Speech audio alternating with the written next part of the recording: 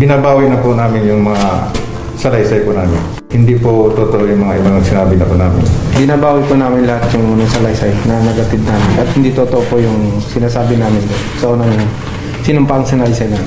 Doon sa sa salaysay namin po, sa unang salaysay po. Sa affidavit. Yung hindi totoo yung sinasabi namin. Isang malaking dagok ang tumama sa kontrobersyal na Maleta Boys matapos 4 hanggang 5 miyembro ng orihinal na grupo ng 18 dating bodyguards o bagmen ni dating Ako Bicol, Representative Zaldico ang formal na bawiin ang kanilang mga naunang sinumpaang salaysay. Sa kanilang bagong affidavits, sinabi nilang hindi totoo ang malaking bahagi ng kanilang unang joint affidavit at inilahad ang umano'y mga pangakong pera, pagbabanta at coaching na naganap bago sila pumirma.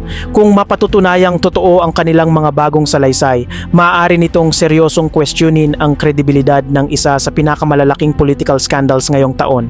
Ayon sa iba't ibang ulat, kabilang sa mga nagsubmit ng bagong affidavits ay sina Belnard Tube, Rosebert Makasasa Waupan, Cecilio Laroder Jr., Benny Bulontate, Jeron Balderrama. 3 sa kanila ay kabilang pa umano sa mga testigong ginamit sa preliminary investigation ng Ombudsman. Sa kanilang mga bagong affidavits, sinabi nilang hindi umano totoo ang malaking bahagi ng kanilang unang joint affidavit.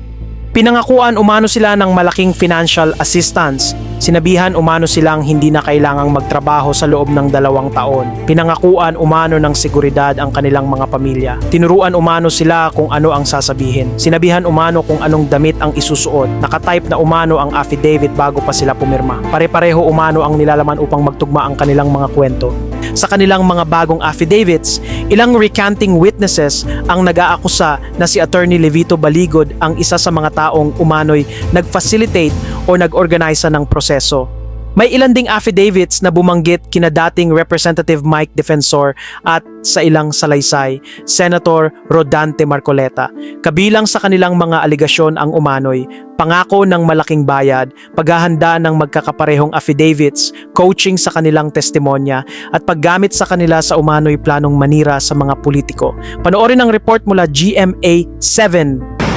Noong February 2026, lumabas sa publiko ang 18 lalaking nagpakilalang dating security ni dating Congressman Zaldico, ang ilan sa kanila mga dating Marines.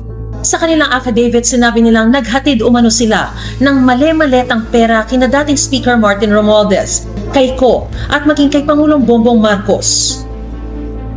4 sa kanila humarap sa akin. Ang sinabi nila sa akin, binabawi na nila ang mga nauna nilang sinabi at kwento. Gusto lang po namin mag-recant na po, ma'am, at para mabinabawi na po namin yung mga unang salaysay namin.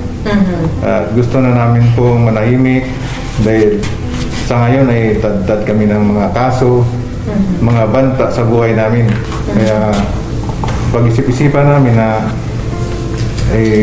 binabawi na po namin yung mga salaysay po namin. Hindi sila nagpakita ng mukha sa kamera dahil sa matinding banta raw sa kanilang buhay. Dala nila ang tig-iisang bagong sinumpaang salaysay. Binigyan din nila kami ng kopya ng video ng panumpaan at inotaryo ang mga ito. Bakit niyo gustong bawiin? Hindi po totoo yung mga ibang sinabi na po namin. Binabawi po namin lahat yung salaysay na nagatid namin. At hindi totoo po yung sinasabi namin sa unang sinumpang salaysay namin. Doon sa sa salaysay namin po, sa unang salaysay po. Sa affidavit. Yung hindi totoo yung sinasabi namin. Bakit niyo ngayon sinasabi na hindi totoo? Pero noon kasi pinanindigan niyo eh. Parang naguguluhan pa kami noon. Tapos, ang nagawa ng affidavit namin po ay hindi kami po. Sa kanilang bagong affidavit, sinabi nilang binabawi na nila ang nauna nilang mga aligasyon laban kina Marcos, Romualdez, Ko at iba pa. Pumirma lang sila sa joint affidavit dahil sa pangakong pera. Una kasi dyan, ma'am, may mga pangako po sa amin.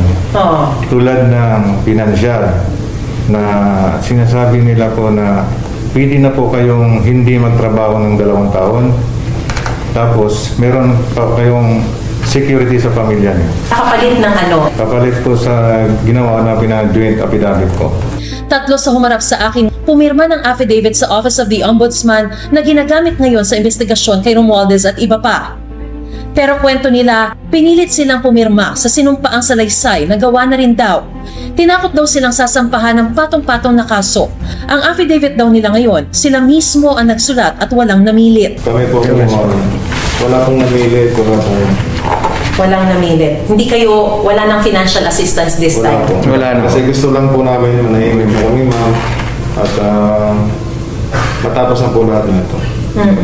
Para mawala na rin po yung mga kaso namin. 2 buwan na raw pinag-iisipan ng mga tinaguriang Maleta Boys na ito na bawiin ang una nilang mga salaysay hanggang sa maging buo na raw ang kanilang loob at i-execute ang mga bagong affidavit 2 linggo na nakalilipas. Anila, nag-iisip na rin daw ang iba pa nilang mga kasamahan na pumanig sa kanila. Patuloy na kumukuha ang GMA News na reaksyon mula sa Ombudsman at kay Attorney Baligod na unang nagpakilala sa grupo ng mga sundalo.